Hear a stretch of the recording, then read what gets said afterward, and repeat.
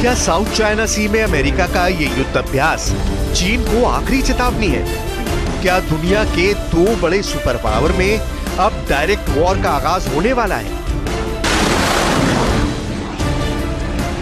चीन के जासूसी गुब्बारे पर अमेरिका का गुस्सा 7वें आसमान पर है।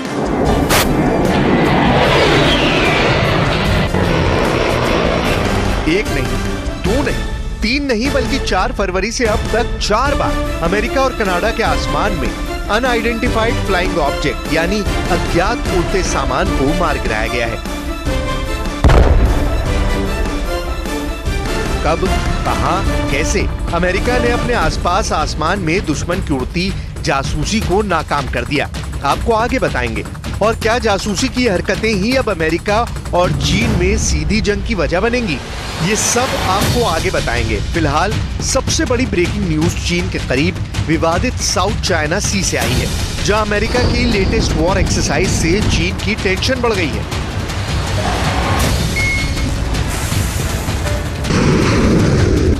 इस युद्ध अभ्यास की मेजबान अमेरिका की नेवी है, जिसमें थल सेना और वायु सेना भी शामिल है।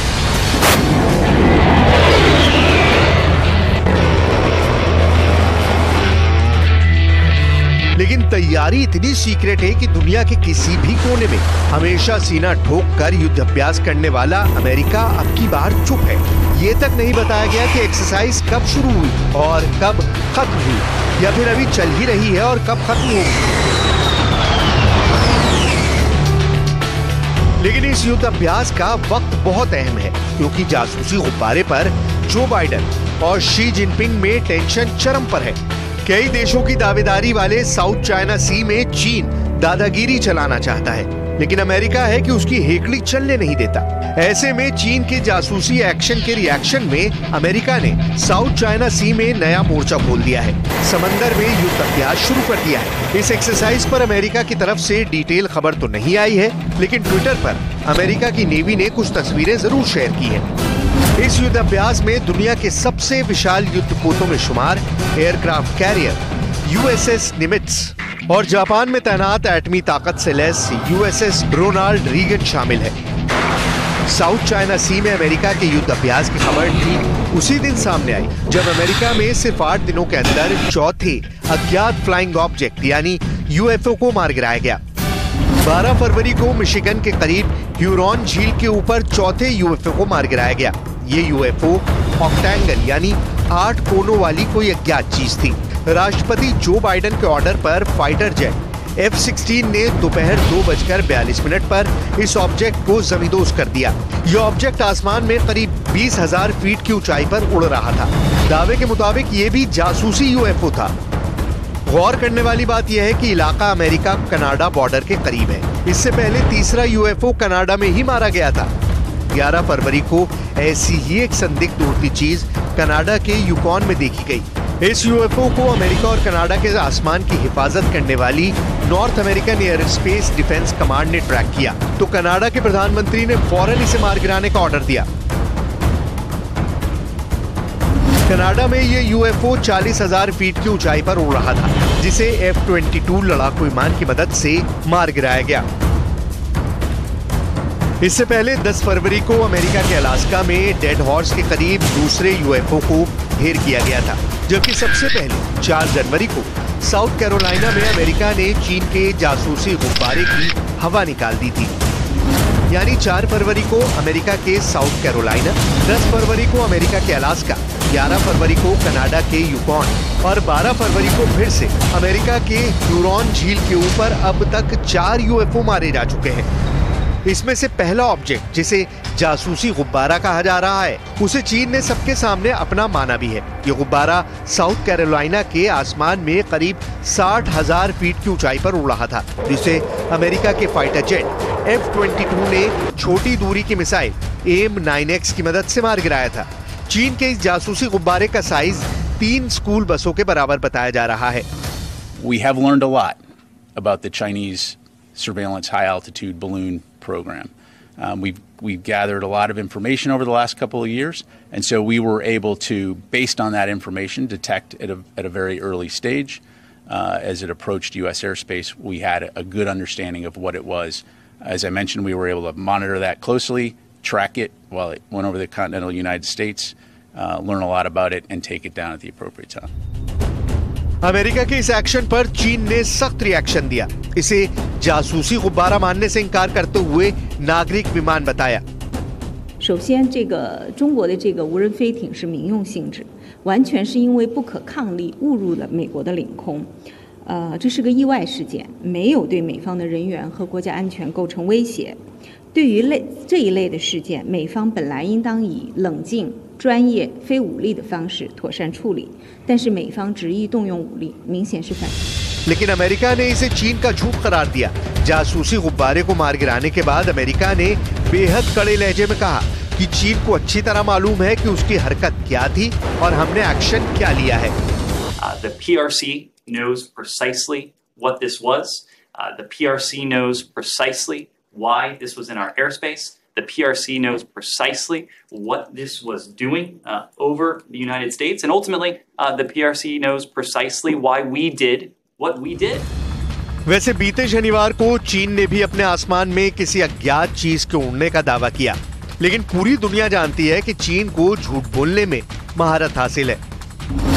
जबकि सच ये है कि अमेरिका और कनाडा के अलावा ब्रिटेन में भी चीन पर आसमानी जासूसी के आरोप लगाए हैं। अमेरिका का आरोप है कि चीन बीते कई सालों से दूसरे देशों की जासूसी के लिए गुब्बारे भेजता रहा है।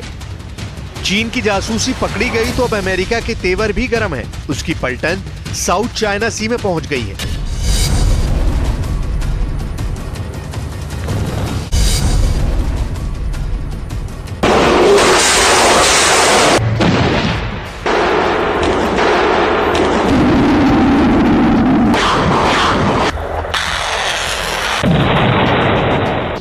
ये इलाका है गाजा और ये रॉकेट हैं हमास के। ये रॉकेट इजराइल पर फटने के लिए रवाना हो रहे हैं। इनमें से कितने रॉकेट इजराइल की धरती पर गिरेंगे और लोगों को मारेंगे, ये हमास के लड़ाकों को भी नहीं पता है। लेकिन उन्हें ये जरूर पता है कि वो पिछले 75 सालों से एक लंबी लड़ाई लड़ रहे हैं। एक ऐसी लड़ाई जो इन फिलिस्तीनियों के पूर्वजों ने इजराइल के पूर्वजों से लड़ी, और ये लड़ाई अब भी खत्म नहीं हुई है, शायद कभी खत्म भी नहीं होगी। लेकिन जब से इजराइल के प्रधानमंत्री बेंजामिन नेतन्याहू ने सरकार बनाई है, गाजा और फिलिस्तीन के इलाकों पर इस कदर हमले हो रहे हैं कि ऐसा लग रहा है कि अब बेंजामिन नेतन्याहू इजराइल और फिलिस्तीन की लड़ाई का फाइनल चैप्टर लिखने जा रहे हैं। इजराइल और फिलिस्तीन के बीच एक खूनी संग्राम छिड़ गया है, जहां गोलीबारी का बदला आतंकवादी हमले से लिया जाता है। बच्चों की आतंकवादी हमलों में मौत होती है तो कहीं जश्न मनाया जाता है,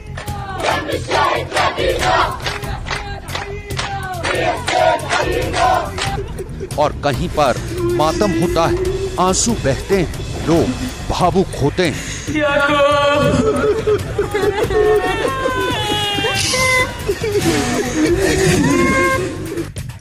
यहाँ फिलिस्तीनियों के उजड़े घर भी हैं जिन पर बुलडोजर चले हैं। इस खौफनाक तबाही को ही जिंदगी का दस्तूर मान चुके लोग जिंदा लाश बन चुके हैं। इजराइल और फिलिस्तीन की ये जंग दुनिया की कभी न खत्म होने वाली क्रूर जंग लगती है, जहां दो कौमें एक दूसरे के खून की प्यासी हो चुकी हैं, लेकिन साथ साथ भी रहने को मजबूर हैं और एक दूसरे को बर्दाश्त भी नहीं कर सकती हैं।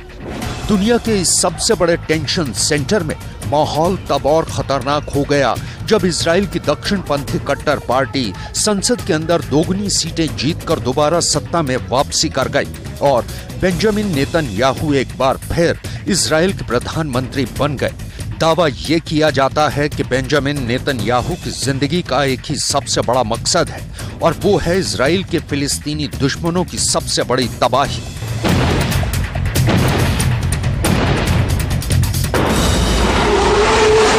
और ये एयर स्ट्राइक इजराइल के उसी मकसद का जीता जागता सबूत है। इजराइल और फिलिस्तीन के बीच एक बहुत बड़े युद्ध की पृष्ठभूमि तैयार हो रही है। इजराइल ने फिलिस्तीन पर लड़ाकू विमानों से हमला करके बम इसलिए बरसाए क्योंकि हमास ने इजराइल पर बेहद खतरनाक रॉकेट हमले किए थे।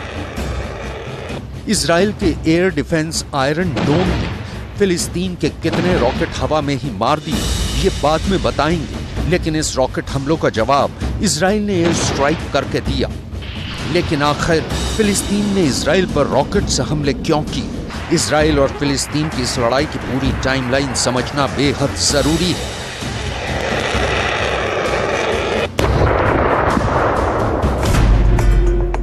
29 दिसंबर 2022 को बेंजामिन नेतन्याहू इजराइल के प्रधानमंत्री बने और ठीक एक महीने बाद जनवरी के आखिरी हफ्ते में इजरायली सेना ने वेस्ट बैंक में हमले करके 9 फिलिस्तीनियों को मार दिया। इसके बाद इजराइल ने गाजा पट्टी पर हवाई हमला भी किया। इसके अलावा इजराइल जिन इलाकों पर दावा करता है वहां पर मौजूद फिलिस्तीनी बस्तियों को हटाने का सिलसिला भी नेतन्याहू सरकार शुरू कर चुकी है। कई अवैध फिलिस्तीनी घरों को तोड़ा जा रहा है। इन कार्रवाइयों ने फिलिस्तीन के लोगों को बेचैन कर दिया है।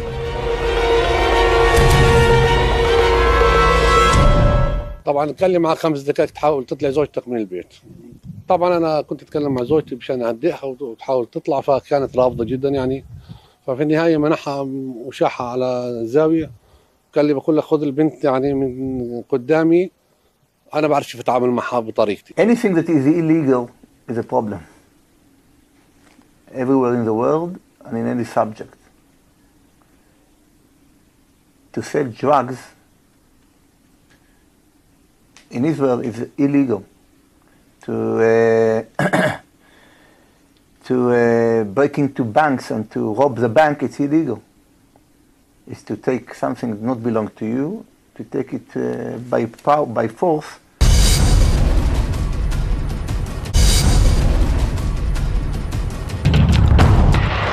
इजराइल के पास ताकत है, लड़ाकू विमान है और उसके लिए गाजा पट्टी पर हमला करना बच्चों का खेल है। लेकिन फिलिस्तीन के पास क्या है? फिलिस्तीन के पास फिदाइन हमलावर हैं जो कुछ भी कर सकते हैं। बीते शुक्रवार को इजराइल एक लोन वुल्फ अटैक से दहल गया।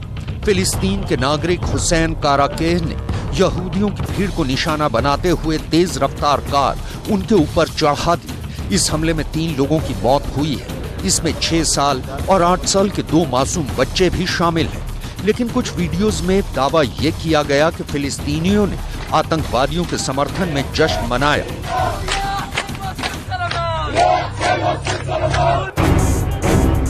दूसरी तरफ इन 2 यहूदी बच्चों की मौत पर यहूदियों ने मातम मनाया और कट्टर लाइन पर चल रहे बेंजामिन नेतन्याहू ने आतंकियों से बदला लेने का संकल्प दोहराया। ההולמת לטרור היא להלום בו בעוצמה ולהעמיק עוד יותר את שורשינו בארצנו.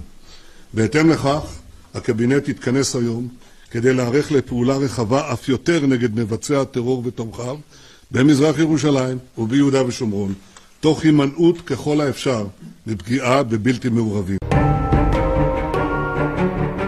फिलिस्तीन ने लोन वुल्फ अटैक करके बदला लिया।